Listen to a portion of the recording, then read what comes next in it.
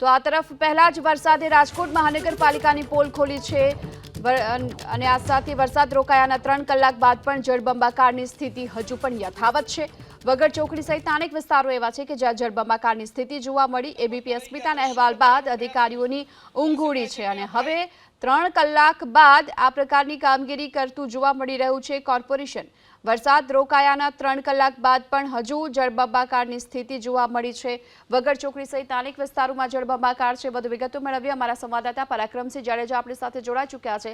પરાક્રમ, એબીપી અસ્મિતાના અહેવાલ બાદ પ્રશાસન જાગ્યું છે, કયા પ્રકારની કામગીરી થઈ રહી છે? ચોક્કસ જે વગર ચોકડી ખાતે સવારથી લોકો પરેશાન હતા। મહાનગરપાલિકાની ટીમ અત્યારે પહોંચી છે। જે ગટરો છે, જે ભૂગર્ભ લાઈન છે તે ચોકઅપ થઈ છે। ખુદ મહાનગરપાલિકાના ડેપ્યુટી કમિશનર નંદાણી સાહેબ અહીંયા પહોંચ્યા છે। આપણે નંદાણી સાહેબ સાથે વાત કરીશું। સર, શું આખી પરિસ્થિતિ છે અને ક્યાં સુધીમાં આ પાણીનો નિકાલ થઈ જશે? ના, આપણે અહીંયા જે પાણી નિકાલ માટે લાઈન છે જ, કોઈ બી કારણથી એ ચોકઅપ છે, પણ હું માનું છું બહુ ટૂંક સમયમાં આ વસ્તુ નિરાકરણ થઈ જશે અને ભવિષ્યમાં પણ આ પોઈન્ટ ઉપર આપણે આ પ્રશ્ન ન રહે તેની તકેદારી રાખશું। સર, કદાચ આ પ્રી મોન્સૂનની જે આપણે કામગીરી તમે કરી એ ત્યારે કરી હોત તો કદાચ કે આ વિસ્તાર ધ્યાનમાં નહોતો આવ્યો? નહીં, અત્યારે જે જાણવા મળી રહ્યું છે અહીંયા કામગીરી થઈ છે, પરંતુ છેલ્લા એક અઠવાડિયામાં કંઈક વોકડાનો કચરો આવ્યો છે અને એને લીધે આ બંધ થયું છે। પણ ડેફિનેટલી એ વાત અત્યારે અસ્થાને છે અને આ પ્રશ્ન રિપીટ ના થવો જોઈએ। સર, 1-1.5 ઇંચ વરસાદમાં આ પરિસ્થિતિ, તો વધારે વરસાદ આવે તો? નહીં, હજી આપણે એક સ્પષ્ટતા કરી દઉં, જે અહીંયા પાણી નિકાલ માટેની લાઈન ડેફિનેટલી છે, એવું નથી કે આપણે લાઈન નથી નાખી, લાઈન છે। આ એક નાની વસ્તુને લીધે આ બંધ થઈ ગઈ છે, એ હવે આ પ્રશ્ન રિપીટ ન થાય એ તકેદારી રાખશું। ચોક્કસ અન્ય વિસ્તારોમાં પણ સર પાણી ભરાય, એક સ્કૂલ બસ ફસાઈ હતી સવારના પૂરમાં, તો ત્યાં પણ કંઈક લાઈન નાખવામાં આવી હતી ને જે બરોબર બુર્યું નહોતું, જેના કારણે ભૂવો પડ્યો। જે આપણે જાણીએ છીએ મવડી વિસ્તાર છે, રાજકોટનો સૌથી ઝડપથી વિકસતો વિસ્તાર છે, એટલે ત્યાં મૂળભૂત સુવિધા આપવી પણ એટલી જ જરૂરી હોય છે। એ પૈકીનું જે કામ પૂર્ણ થઈ ગયું, તકેદારી રાખવામાં આવી હતી કે આ પ્રશ્ન ન આવે, કારણ કે આપણે રસ્તો કરી નથી શક્યા, પરંતુ એનું જે ડ્રેસિંગ ને બધું કરેલું હતું, પણ તેમ છતાં આ વસ્તુ થઈ છે, આ વસ્તુ ના થવી જોઈએ અને હવે તકેદારી રાખશું કે આ વિસ્તારમાં અથવા અન્ય વિસ્તારમાં જ્યાં તાજેતરમાં કામ પૂર્ણ થયા છે ત્યાં પણ આવા પ્રશ્ન ના આવે। સર, અમે સવારથી અલગ અલગ વિસ્તાર, ગોંડલ રોડ, આપણે પીડી માલવિયા ફાટક છે, ત્યાં પાણી ભરાણું છે, સાથે સાથે મવડી વિસ્તાર, પીડી માલવિયા આસપાસના જે વિસ્તાર, પછી 150 ફૂટ રિંગ રોડ, આ બધા લોકેટેડ એરિયા છે, ત્યાં દર વર્ષે સાહેબ પાણી ભરાય છે। યાજ્ઞિક રોડ રામકૃષ્ણ આશ્રમની સામે જે પીડીએમ વિસ્તાર છે, ત્યાં એક પાણીના નિકાલનો આપણે પ્રશ્ન છે કે અહીંયા કોર્પોરેશન પાસે જમીન ઉપલબ્ધ નથી। કોર્પોરેશન રેલવેની જમીનમાંથી પાણી નિકાલનો પ્રશ્ન કરે છે દર વખતે, અને ત્યાં ડેફિનેટલી પ્રશ્ન રહે છે, પણ એ લગભગ અડધી કલાક પોણી કલાક પૂરતો રહે છે, પછી ત્યાં પાણી ઉતરી જાય છે અને ત્યાં આપણે લાઈન ચોકઅપ અમુક જગ્યાએ એવું જોવા મળ્યું કે ગટરનું ઢાંકણું આખું ઉપાડી લીધું, અંદરથી કોથળો બહાર નીકળ્યો, એવા દ્રશ્યો પણ આવ્યા પીડી માલવિયા ફાટક પાસે। વાત સાચી છે, જે ડ્રેનેજની લાઈન છે એ કોથળો ના નીકળવો જોઈએ, પણ ઘણી જગ્યાએ લોકો ઢાંકણા ખોલી અને વાસણ નાખી દે છે, કચરો નાખે છે, કોથળા નાખે છે।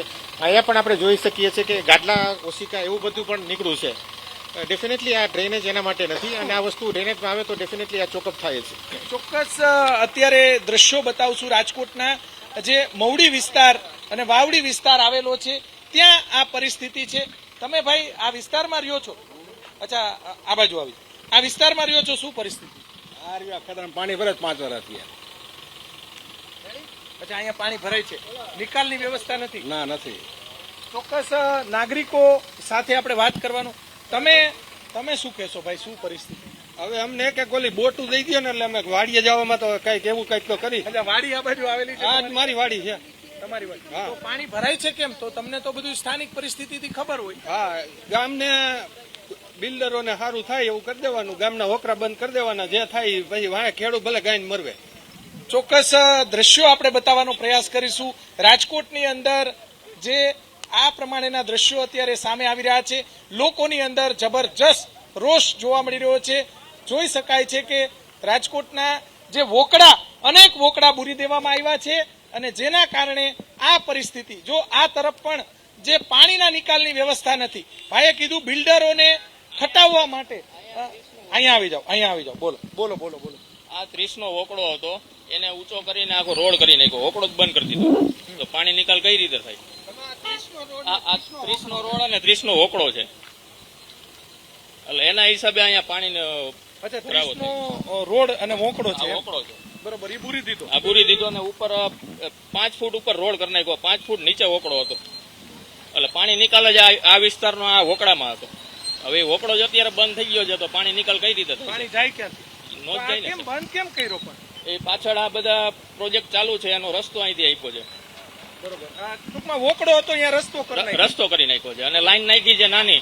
વગર ચોકડીનું પાણી અહીંથી અહીંયા નિકાલ હતો, વગર ચોકડી પૂરતું જ પાણીનો નિકાલ છે. આ વોકડાનું પાણી બધું ક્યાં જાય? સિટીમાંથી જો અહીંયા પાઇપના ભૂંગળા આવ્યા છે મોવડી વિસ્તારના, તો એ બધું પાણી આટલી જગ્યામાંથી ન નીકળી શકે.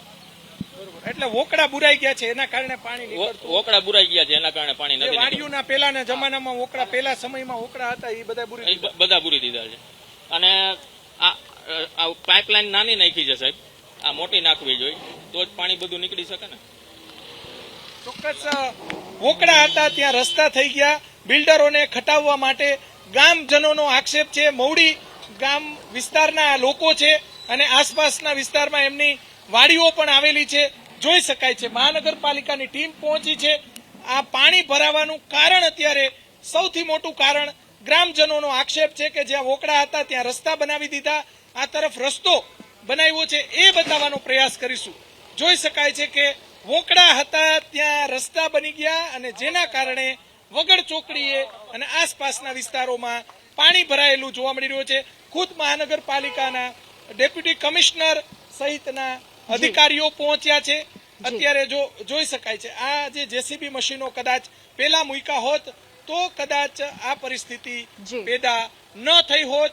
અનેક વોકડા બુરી દીધા છે જેના કારણે આ પાણી ભરાયાનું સામે આવી રહ્યું છે. જી પરાક્રમ, આભાર આપનો આ સમગ્ર માહિતી બદલ. હાલ તો કોર્પોરેશન રહીને જાગ્યો છે, પાણી નિકાલની વ્યવસ્થા કરવામાં આવી રહી છે. આ તરફ